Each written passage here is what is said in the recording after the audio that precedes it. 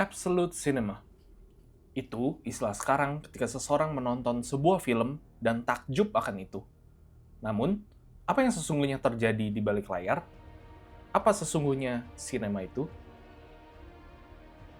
Di balik semua ledakan, tembakan, atmosfer, dan ambience, ada orang-orang yang bekerja di belakang layar untuk memberikan efek yang terlihat nyata. Mereka menuangkan semua kreativitas, tenaga, bahkan nyawa untuk mewujudkannya. Dokumenter ini akan menyajikan kerja keras dan kemanusiaan untuk mereka yang sudah berjuang mencapai rasa takjub penonton.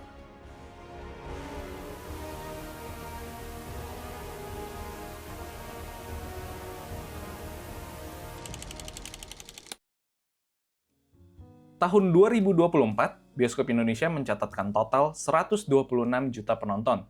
Dari jumlah itu, 80 juta menonton film Indonesia. Untuk pertama kalinya, 65% pasar dikuasai oleh film lokal. Sepanjang tahun, Indonesia merilis 285 judul film dari total 540 judul yang tayang di bioskop. Dan untuk pertama kalinya, produksi lokal melebihi impor.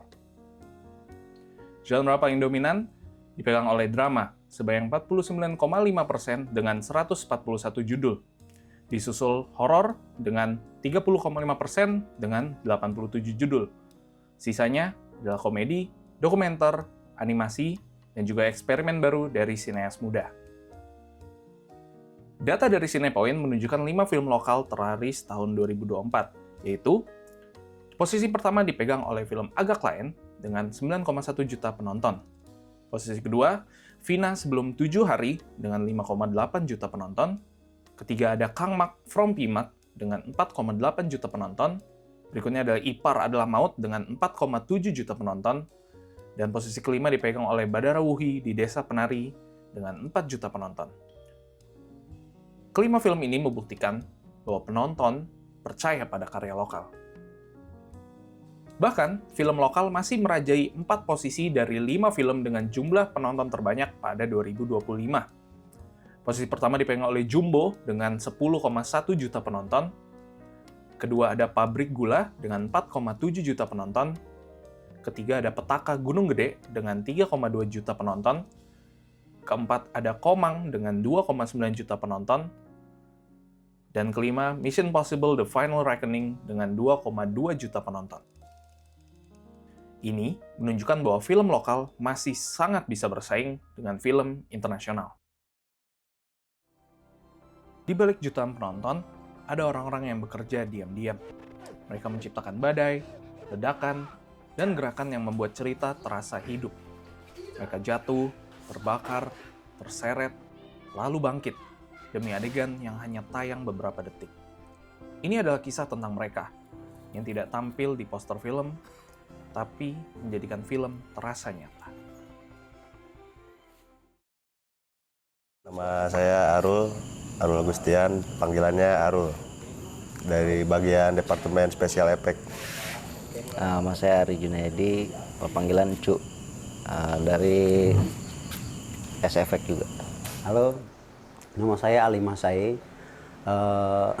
Kebetulan saya salah satu yang terlibat di tim action di salah satu tim action yang ada di Indonesia, yaitu All Star Team Indonesia.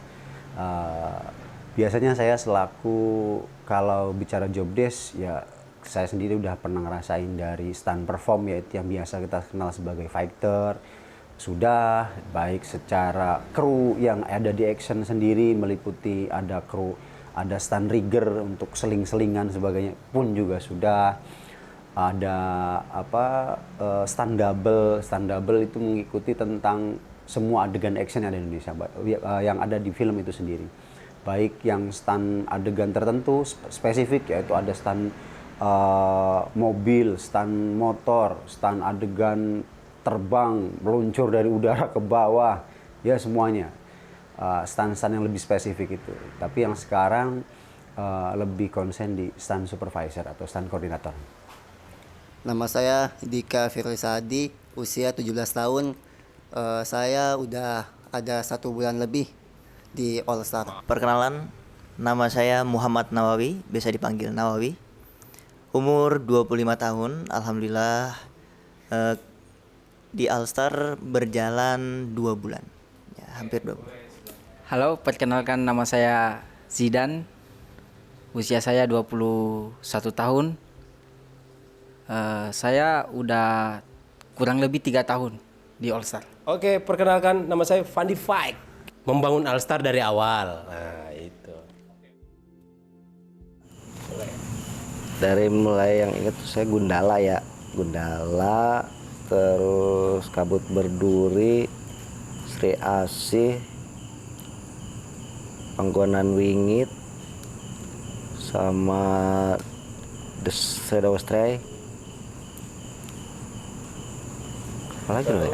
Kalau di era aku sih, mungkin kan kita beda generasi ya. Kalau di era aku itu, Yang awal baru-baru pertamanya itu, aku Ya, ikut beda-beda. Sri Asih. Habis Sri Asih lanjut layar lebar series waktu itu Tira,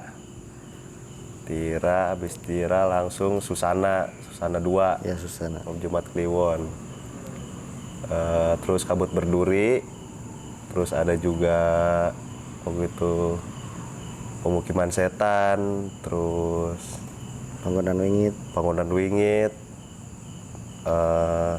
KKN 2, Shadow Strikes, KKN 2, Malam Penjabut Nyawa, Pencabut Nyawa, terus Lembayung, Timur, terus banyak sih Om kita.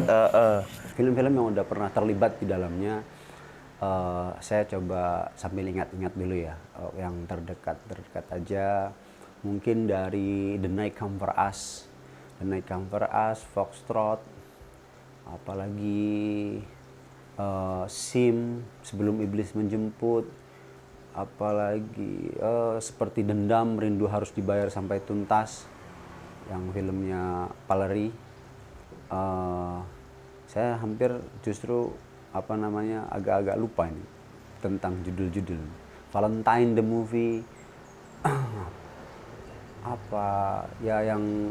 yang kemarin ini Star Vision, Laut Merah, Laut Darah, itu ada Anak Kolong, ada Wanita Ahli Neraka, ada apa lagi ya? Ada terakhir sih kemarin ini tentang kecelakaan pesawat, judulnya Tukar Takdir. Mungkin itu aja kali ya. Kalau di list lumayan banyak.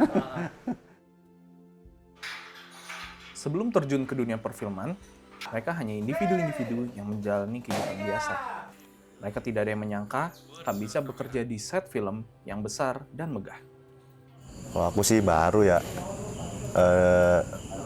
masuk film tuh sekitar tahun 2020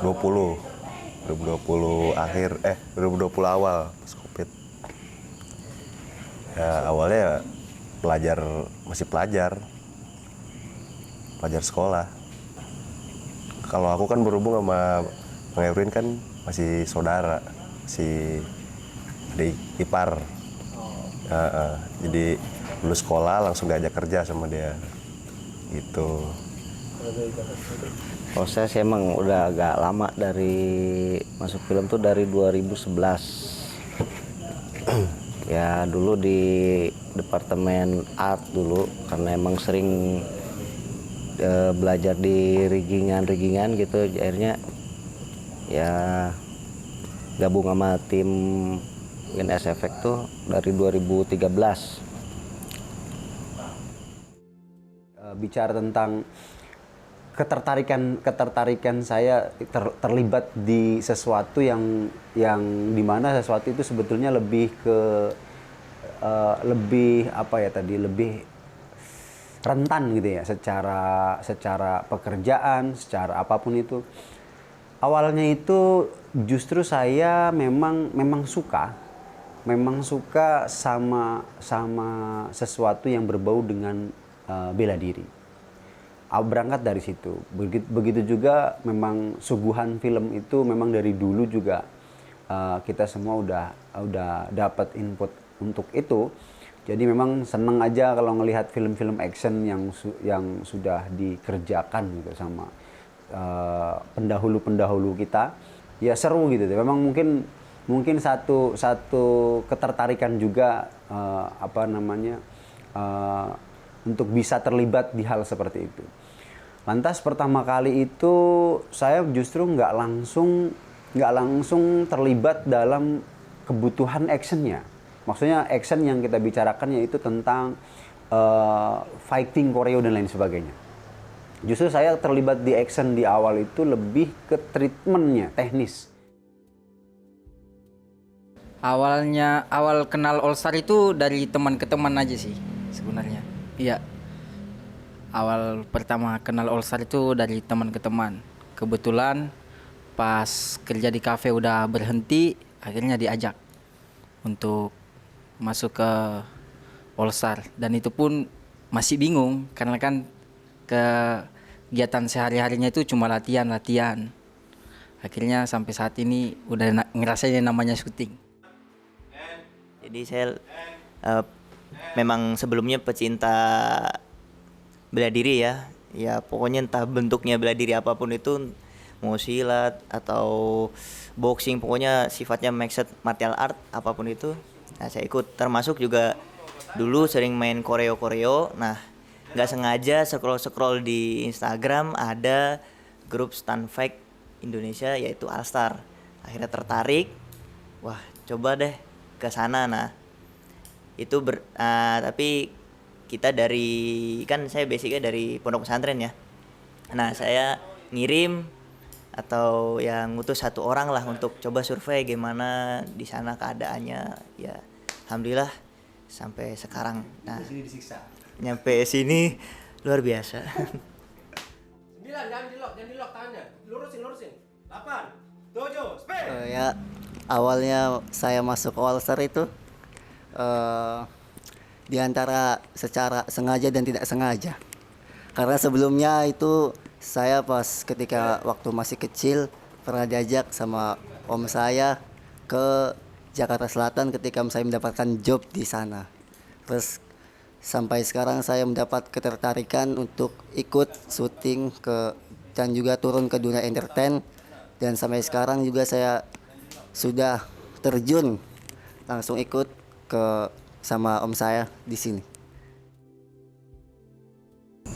Ya dibilang sulit enggak sih, kalau saya kan emang hobi gitu kan, hobi di teknik ya. Kalau hobi itu yang sulitnya bisa jadi gampang kan, karena kita hobi gitu kan, mau sampai nggak tidur lah gitu nyari ngulik gitu, pengen begini. Menurut tidaknya ya, karena kalau kayak main rigging tuh kan, kan kita harus emang benar-benar imajinasi kita kan yang main, jadi nggak ada apa ya bahasanya ya, itu aja yang ngulik sih om, yang lebih harus bisa sendiri gitu, harus bisa mikir sendiri. Kebanyakan dari mereka tidak memiliki pendidikan formal mengenai bidang mereka sebelum bekerja. Seorang dosen dan juga filmmaker akan memberikan sedikit cahaya akan hal ini. Oke, nama saya Insadi Joko Santoso. Saya seorang director dan director of fotografi, scriptwriter, pengajar, kepala divisi Pusdiklat Perfilman SDM Citra. Di Indonesia, standar kerja untuk profesi film sebenarnya sudah ada, namanya SKKNI. Namun, sayangnya pendidikan formal untuk sebagian besar profesi di dalamnya belum ada. SKKNI itu standar kerja Indonesia ya, itu ya lembaganya namanya BNSP. Itu mulai dari pemancing profesional, potong rambut, makeup, semua ada situ, di film juga ada di situ. Nah, tentunya BNSP tidak paham persis mengenai special effect, makanya dia meminta ada LSP, lembaga sertifikasi profesi yang mengerti betul apa itu special effect. Ya, untuk SKKNI itu semuanya bertemu. SKKNI atau Standar Kompetensi Kerja Nasional Indonesia menyusun 22 jabatan di bidang tata artistik, di antaranya penata special effects, armorer, hingga rigger. Meski sudah tertulis di dokumen resmi, belum ada jurusan atau pelatihan formal yang benar-benar mengajarkan semua ini. Praktisi film akhirnya belajar dari lapangan, tanpa sistem dan tanpa sertifikat. Terusnya dibuat kelas tersendiri ya, itu bagian dari spesialis, jadi bukan tapi tentunya akan membengkakkan operasional perguruan tingginya gitu. Jadi harus ada khusus seperti akademi yang memang khusus untuk special effect aja gitu. Jadi fokusnya di situ. Selama kayak Jogja Film Academy kan ada ya. Ini waktunya cuma ya itu. Jadi seperti itu. Tapi khusus untuk special effect baik yang non 3D maupun seperti yang fisik ya. Itu ada pendidikannya tersendiri. Itu nggak perlu S1 itu, stratanya bisa D2 atau D3 bisa. Pendidikan berbasis SKKNI bisa dimulai lewat kursus pendek, kolaborasi dengan komunitas, dan workshop industri. Dan kampus mempunyai peran penting untuk mulai membuka pintu itu. Itu nanti jatuhnya masterclass atau workshop ya. Workshop itu mentornya dari para pelaku special effect yang berpengalaman, dan kalau sertifikasi kan nggak perlu strata kan, artinya orang itu dari autodidak bisa, dia certified ya dia certified, dia nggak certified ya dari strata 2 atau strata berapapun, kalau nggak certified ya dia BK itu belum kompeten gitu, seperti itu gitu. Jadi lebih tepatnya di luar jalur formal pendidikan, jadi seperti workshop, cinema camp ya. Cinema camp itu sama-sama menempati suatu tempat tinggal bersama 24 jam, itu saling interaksi, ada mentor, ada peserta gitu. Itu idealnya ya. Yang paling utama sih pasti squib ya. Squib udah pasti itu. Terus ledakan, riggingan juga ada. Sama ya kayak efek-efek angin, hujan. Yang paling sering sih itu. Kayaknya semuanya deh sering. Cara kerjanya ya kalau squib tuh ya intinya kerja kita harus, kalau squib tuh pengerjaannya emang rumit gitu kan, harus hati-hati kitanya. Cuman kalau berhasil ya kita bangga juga gitu bang, kalau kayak main squib, ledakan gitu kan. Karena kalau squib itu kan dia emang benar-benar bahan peledak kan isinya tuh. Harus serba hati-hati. Benar-benar safety gitu squib. Squib itu bahan peledak yang dia nggak ada efek api sama asap, nggak ada asap gitu. Squib itu jadi cuman peledakannya aja. Ya awalnya kita bikin detonator dulu nih, kayak pemantik gitu kan, pakai kabel kecil ini nih, pakai nikelin dulu, bikin casingnya, baru diisi bahan squib, diisi bahannya, ditutup lagi, hasil jadinya ya seperti ini nih, sebesar ini. Safety-nya ini kita pakai flat besi, di belakangnya ada busa juga nih di sini untuk pengaman ini kan nanti nempel di sini nih. Untuk squibnya di depan plat ini nih, kita tempel di sini. Nah begini, baru kita tempel darah di sini. Jadi buat safety, buat ke badan juga bang. Di sebelah ini buat koneksi ininya nih, wirelessnya. Kita pakai wireless. Jadi wireless buat pemicunya. Jadi nanti koneksinya ke sini nih, ke kabel ini. Jadi nggak ada kabel keluar gitu. Ini dipasang nanti di di badan di sini. Nah, bisa di sini nih. Ya biar nggak kelihatan gitu. Kita pasang di sini. Nah, ininya di sini. Wirelessnya ini. Kita ada wirelessnya juga. Nah, macam kayak gini. Jadi ini kalau misalkan ini satu tombol ada yang 4 langsung jalan gitu. Sekali langsung jedanya juga bisa diatur. Buat efek yang kena tembak, ya efek sasaran tembakan. Di baju bisa di dinding. Di dinding cuman beda jenis. Dinding kayak di apa? Di kayu-kayu gitu. Dia pakainya bahannya yang silinder. Ambil silinder, Pak. Kalau ini khusus buat di badan nih, kalau yang ini. Squib ini. Oh, yang bajunya nih udah jadinya seperti ini. Ini bagian dalamnya. Kalau siap pasang ya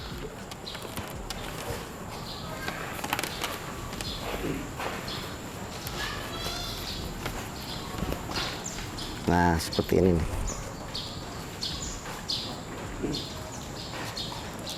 Ya. Nah, ini squib yang buat dipasang di tembok, di apa? Kayak di kayu gitu, di papan. Bisa, kalau yang ini bisa juga buat kaca nih, buat bikin bolongin kaca gitu. Sekecil ini bisa bolongin kaca, buat efek tembakan di kaca gitu kan. Perbedaannya kalau ini sama aja sih sebetulnya, cuman kalau ini lebih efek tembakannya tuh nggak apa pecah gitu. Kalau ini kan bolong kayak kena peluru bulat gitu kan. Kalau ini bisa robek ininya, kayunya. Kalau batang pohon juga bisa patah ini. Ya cukup sulit sih, Pak. Ini waktu pengerjaannya juga kita nanti pemasangan nggak bisa diburu-buru nih.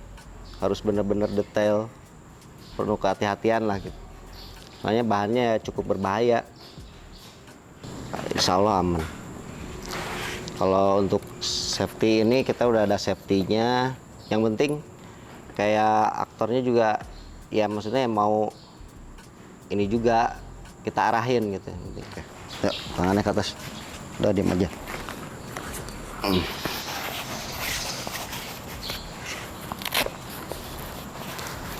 Kaosnya ya.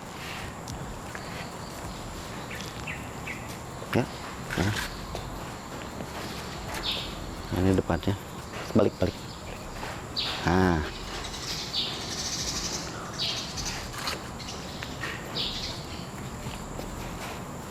Wardrobe-nya mana wardrobe? Nah.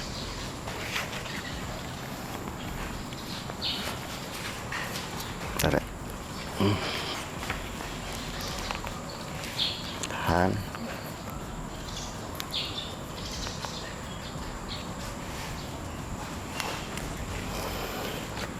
Remote-nya, Pak.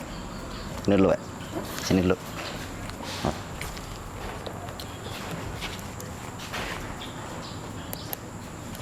Nah, gitu. Nih.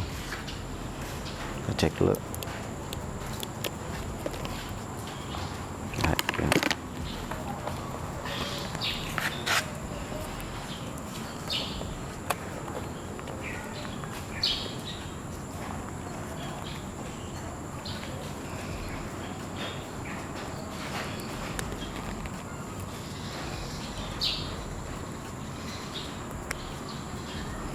Tuh lagi.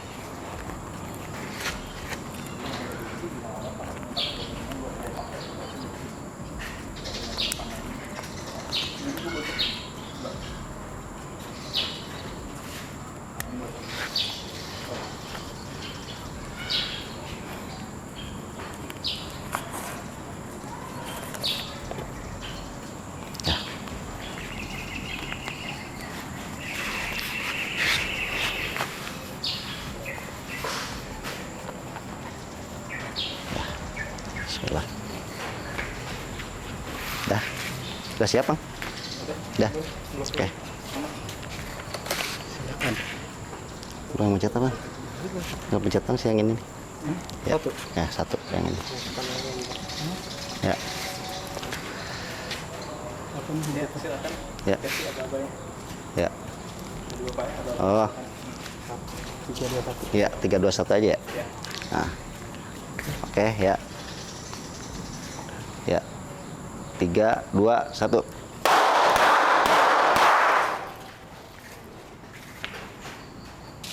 Oke Mas, hasilnya seperti ini. Bolong. Safety-nya alhamdulillah aman. Nah, seperti ini tuh. Ini darah dari ini aja nih, dari depan. Oh, aman.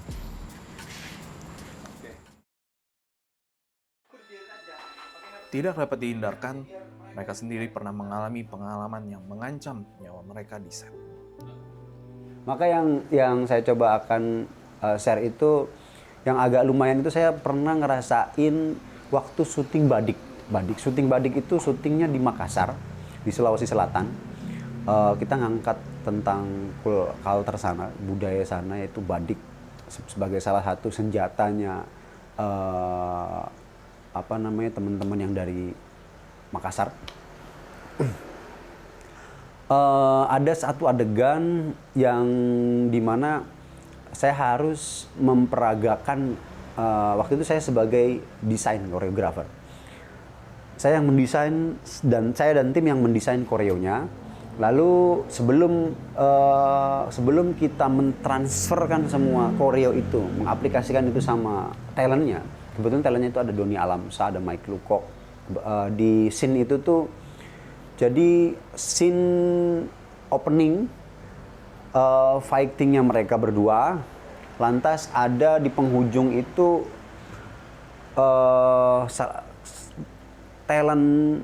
salah satu talentnya itu Doni Alamsyah.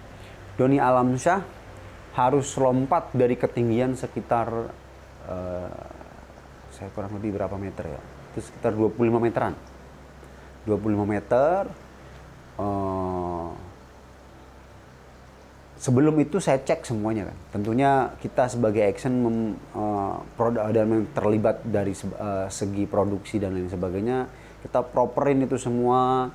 Bagaimana di kedalaman air, bagaimana lompatan ketinggian air sampai reaksi di mana di ketinggian itu sampai berapa nyentuh di kedalaman gitu, dengan ketinggian sekitar 25 meter ini. Lantas semua yang berhubungan dengan apapun itu kita coba kontrol, kita coba maksimalkan tentang safety-nya. Nah, yang kebetulan yang saya mungkin yang lolos dari kontrol itu adalah di hari pertama itu semua alhamdulillah semua berjalan lancar. Di hari pertama berjalan lancar, oke. Lantas talent juga memperagakan itu dengan safety tentunya. Di hari yang berikutnya, di keadaan yang sama, untungnya saya coba cek lagi.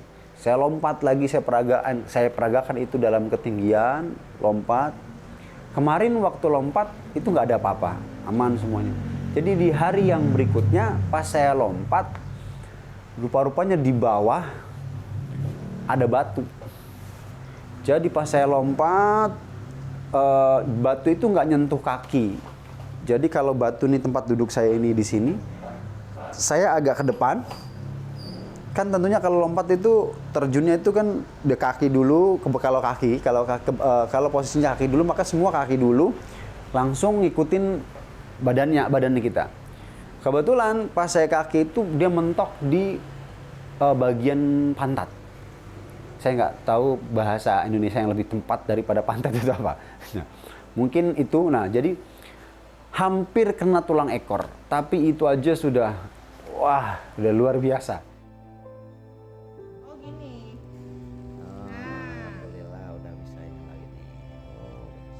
Nah, kalau aku sih baru-baru kemarin ya, tangan nih. Ini kemarin kita lagi main squib. Tuh. Karena emang waktunya juga waktu itu kita dadakan, terus diminta agak buru-buru gitu kan. Diminta agak buru-buru kan sama direkturnya. Terus emang udah chaos juga, kita udah capek. Boleh ceritain lebih detail kronologi? Gimana ya? Itu Jadi pelajaran jadi aja. pelajaran aja sih. Ya nggak tahu kalau kesalahan dari kita juga gitu mungkin. Itu emang kita nggak kalau tahu itu juga. pure kesalahan dari aku aja. Banyak tantangan dalam mencapai tingkat keamanan tertinggi. Salah satu yang harus diberikan pada mereka adalah waktu.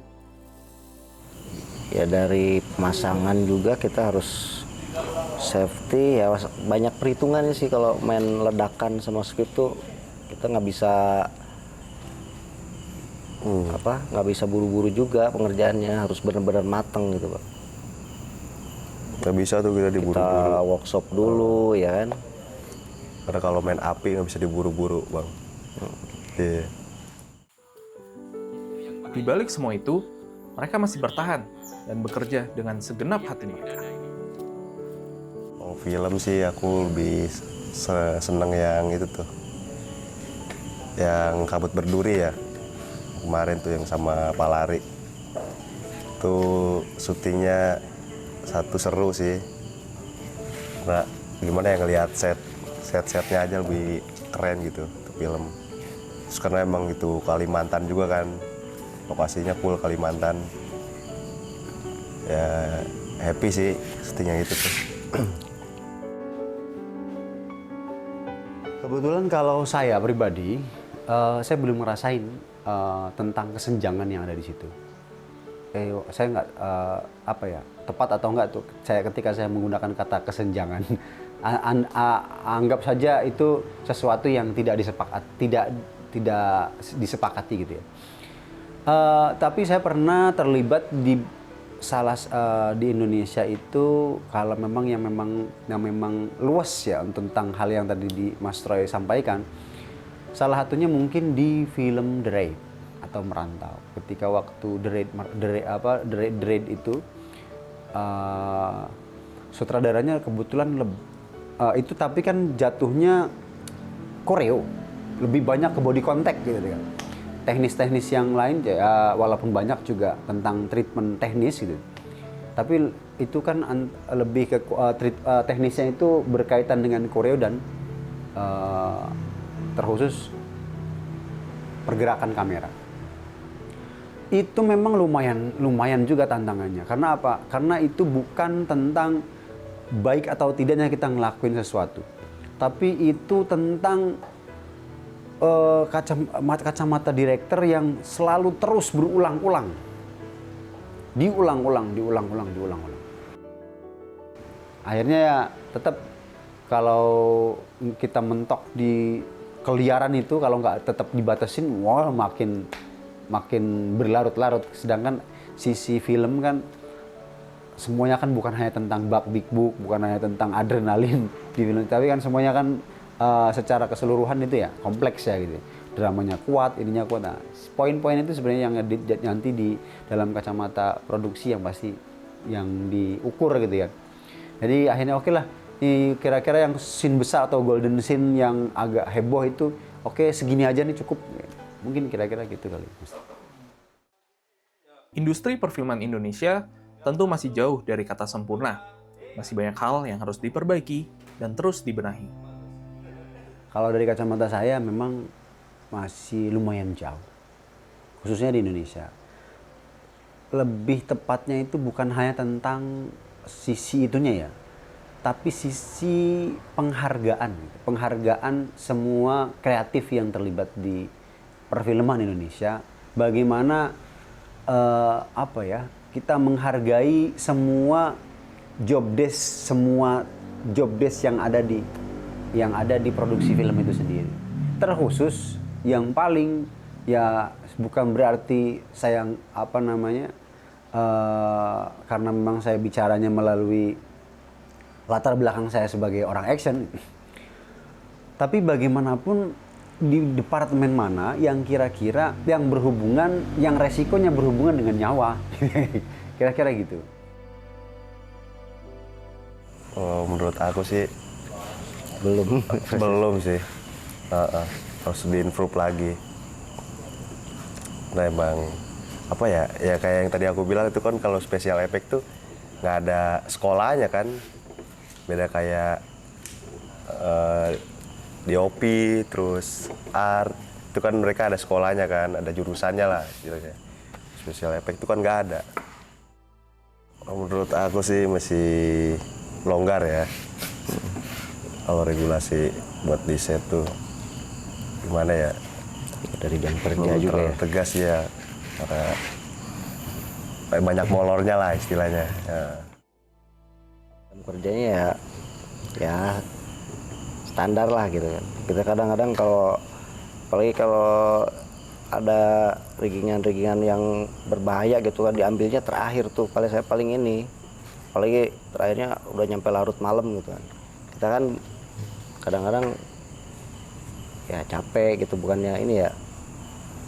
Kalau bisa yang teknis-teknis gitu dikasih waktu gitu kan, kasih waktu yang cukup lah buat kita, ini nggak bisa diburu-buru juga soalnya. Ketinggalan teknologi dan mungkin peralatan seperti sling, kemudian pengetahuan mengenai XR. Sekarang kan XR ya, bahwa selain green screen, XR segala macam, dia tahu dia di belakangnya ada latar belakang atau ada background yang memungkinkan untuk melakukan pengambilan gambar seketika gitu. Jadi harus update teknologi gitu. Artinya mungkin ya update teknologi baik K3 ya, kekuatan sling itu berapa kali pakai, siapa yang menginspeksi ya, atau melihat ini sling udah tinggal putusnya aja gitu, jangan sampai terjadi seperti itu gitu.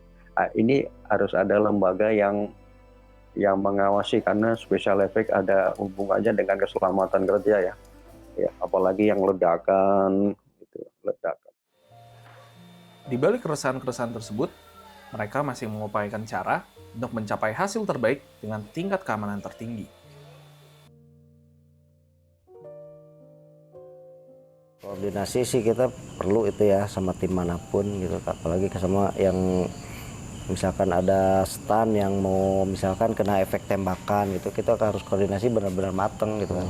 Dari timingnya, dari safety-nya juga kita pikirin gitu kan. Benar-benar harus.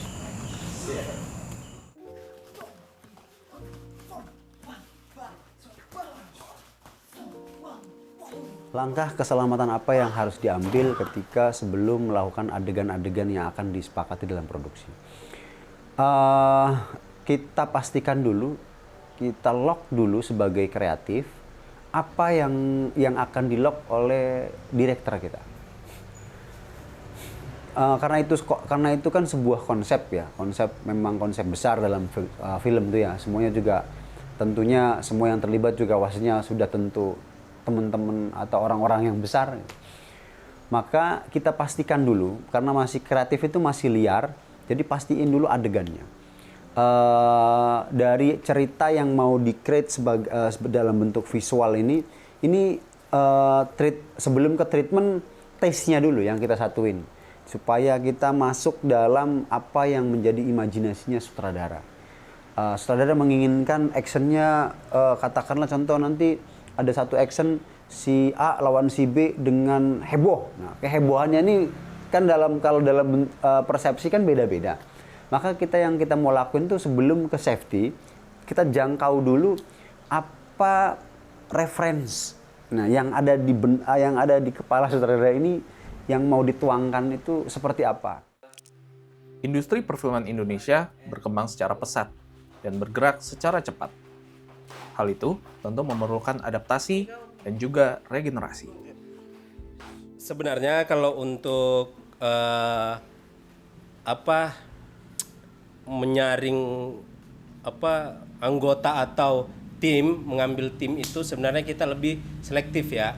Maksudnya lebih memang melihat dari background dulu pertama, backgroundnya dia apakah dia mungkin mahasiswa atau mungkin memang dia freelance atau mungkin dia dari kalangan apa, tetap kita ngelihat dari sisi itu dulu karena kita pun tidak mau merekrut orang atau tim yang memang dia punya kegiatan yang split.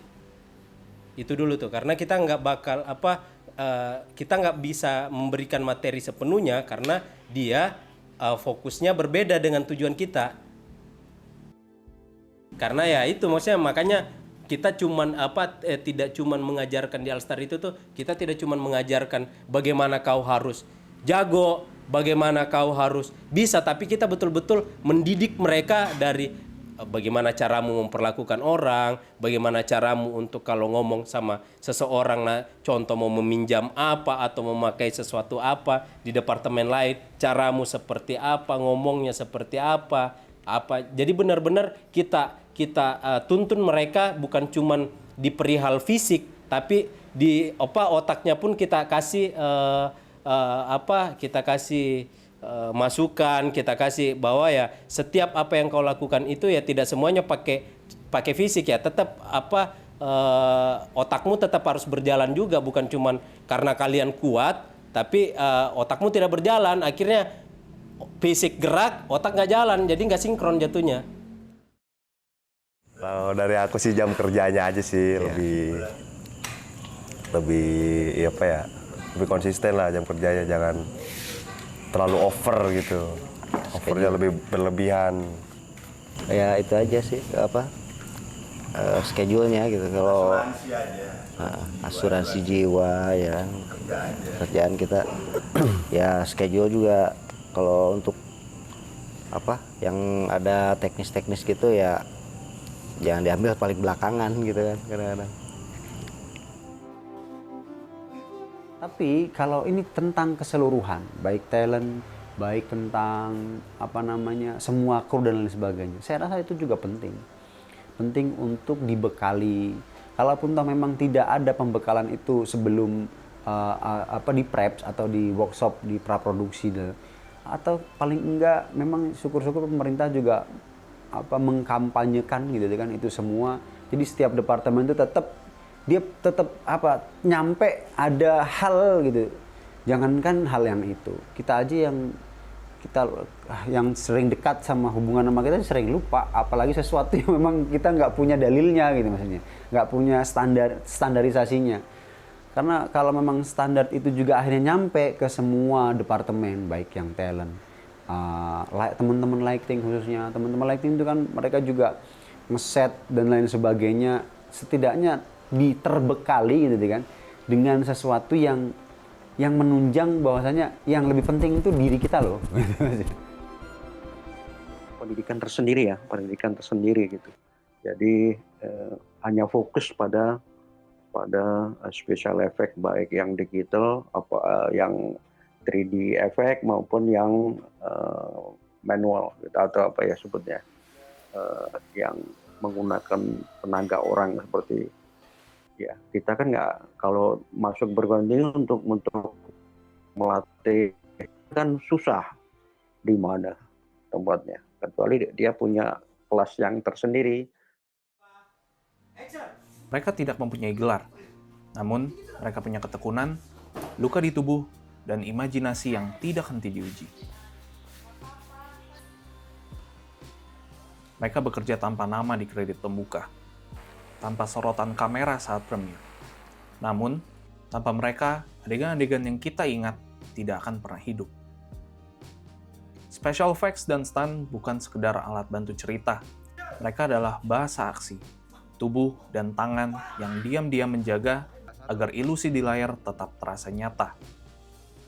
Sudah waktunya mereka dikenal, diakui, dan diberikan ruang untuk bertumbuh. Bukan hanya lewat pengalaman, tetapi lewat pendidikan yang layak. Karena sinema tidak hanya dibangun oleh ide, tapi juga oleh orang-orang yang berani membuatnya nyata.